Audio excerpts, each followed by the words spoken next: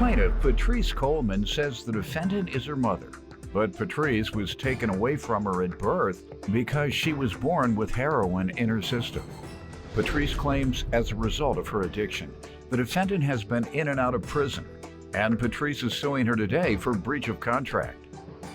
Defendant Jennifer Coleman says she started using alcohol and marijuana at age 12, and by age 14 she was using cocaine and heroin.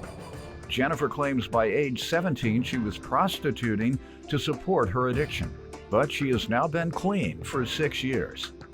Start with you. Yes. So, Your Honor, my mom and I has always had a very good relationship. At birth, I was separated from my mom due to testing positive for alcohol and heroin in my system. So that's when my aunt stepped in to adopt me. And throughout my life living with my aunt and growing up, my mom has always been in and out of my life. And the only reason she's been in and out of my life while I was growing was because she was always facing battery charges or drug and alcohol charges in and out of jail. So at a point, it came to where we lost communication with each other. So when I turned— How old were you? I was about 13. So when I turned 18 years old, Your Honor, I graduated from high school and I attended the Illinois Media for Broadcasting.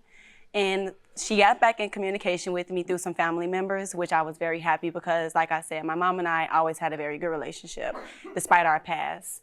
And she wanted to touch bases with me, just letting me know like how she was doing in life. She let me know that she was in a rehab facility. And from there, you know, we built the mother and daughter relationship we always wanted. And she wanted to know about me. So I told her that I was dealing with a lot of modeling and acting, and I was dealing with the broadcasting school. So I was always constantly busy, like in front of the camera or behind the camera.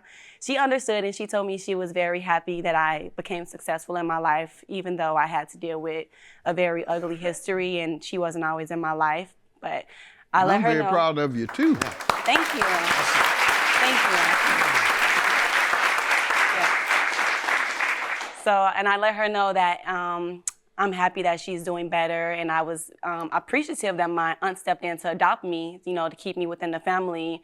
And so now we're today pretty good. Let me hear from you, ma'am. Hello, Your Honor. I started doing drugs when I was 12 years old in the neighborhood. What type? At first it was marijuana and alcohol and cocaine. I started sniffing powdered cocaine. How were you introduced to it the first time? My cousin. I was being babysitted by my cousin.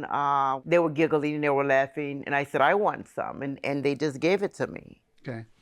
So then how did your life go from there? My mother had passed away of breast cancer my freshman year of high school, and I saw no other help except through the drugs and alcohol for my loss of my mother.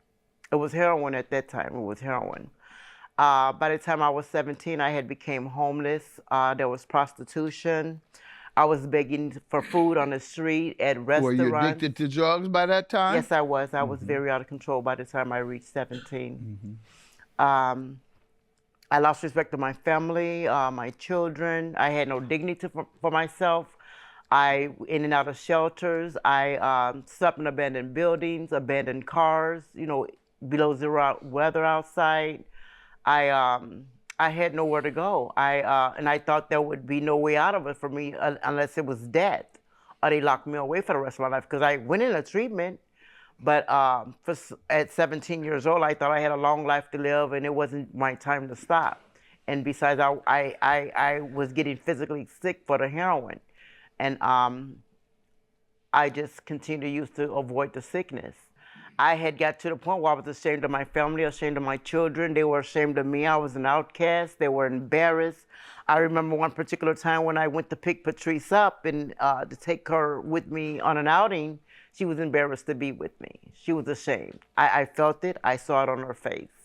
And then I didn't bother to pick her up again. I didn't want her to feel that way again. Plaintiff Patrice Coleman is suing her mother, who admits that she was prostituting by age 17 to support her drug addiction. When did you go into treatment? 2011. And have you relapsed many times? Once? No, I went in 2011. I got into an abusive relationship with this guy. I moved him into my apartment, and he was an alcoholic. I relapsed then. I caught a case, a domestic against my living boyfriend who was abusive. They put me in jail for 2 years, and then they released me to a inpatient program. I've been clean now for 6 years. I take random drops 3 times a month now. All right. Let me just say to you, are you a woman of faith, a young lady, a Yes. Christian or a Muslim or anything? I don't go to church or anything, but I do believe in God, Okay. Jesus Christ, and our Savior. Well, I go to church. Yeah. And my biggest sin, other than cursing, y'all know I got a potty mouth. My biggest sin is probably my inability to forgive. Yeah. People do something to me, I want to get them back. Yeah. However long it takes. Yeah. But the resentment was so much, Yeah. and the damage was so much. You have more damage than I experienced with the loss of your mother to drugs. Yes. And you're able to forgive. Yes. Met my father probably 30 days one Yeah. summer. Never saw him again. Have resented him my whole life. Right. Never wanted to see him. That's lack of forgiveness. Yes. So I want to give hats off to a real Christian. Yes. You're a real Christian.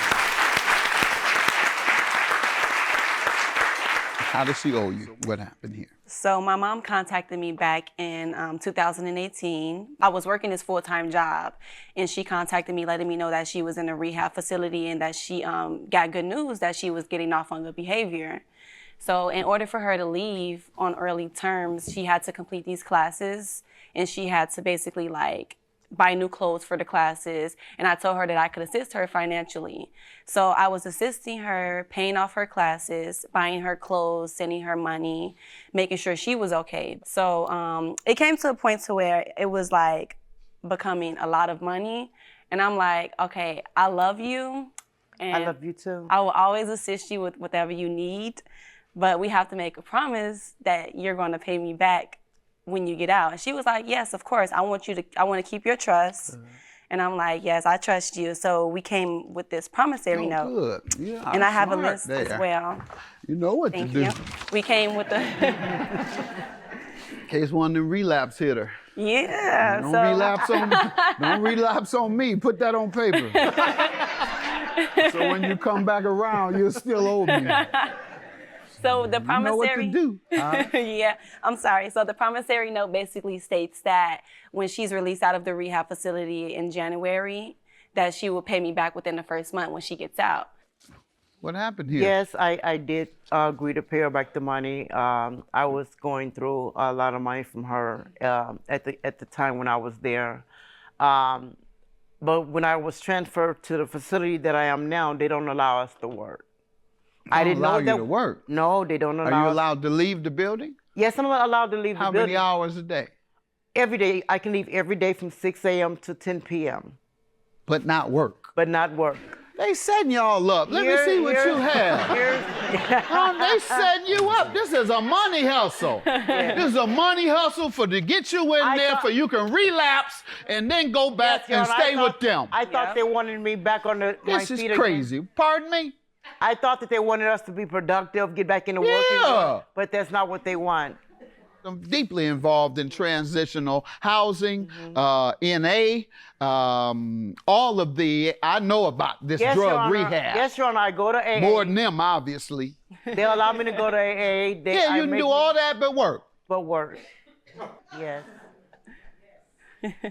What's They the did- reason? They didn't give me a reason. You made me mad. Let me get out of here. But this I'm is how about to take it out on you, so let me go. Yes, this is Even how though you're the victim. Anyhow. Plaintiff Patrice Coleman is suing her mother, who admits that she was prostituting by age 17 to support her drug addiction.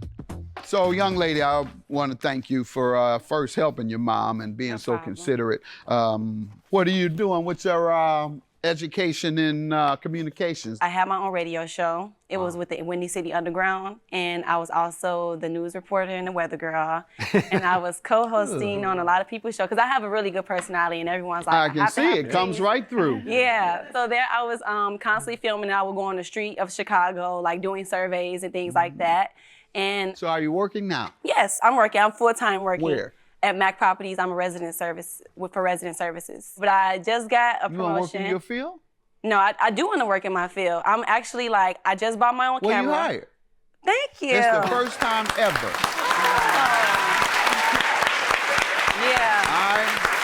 This is the first time I've done this in 21 years. Because you're the first person that has touched me so much that I'm gonna make sure. And even if they say we don't have it in the budget, I'm gonna put it in the budget out my pocket. All right? Awesome. God bless you. I'm so proud of you. Thank you. I look forward to seeing you either this year or the next season. I don't know if they've hired everybody for this season, but you got a job here on the first opening, all right? Yes, God thank bless you so Judgment much. for the plaintiff. I will forever love and support her, always. And I don't want our relationship to just be about money. I want to actually build an actual mother-daughter relationship so that we can pick up where we left and be happy. And I want to say to you that I love you too. I am so deeply touched. It brings me to tears, and it puts a burden on my heart that we had to come here and everything like that. But I want to be able to be there for you because I've been gone for so many years. And I'm looking forward to some grandchildren. I don't know when that's going to be.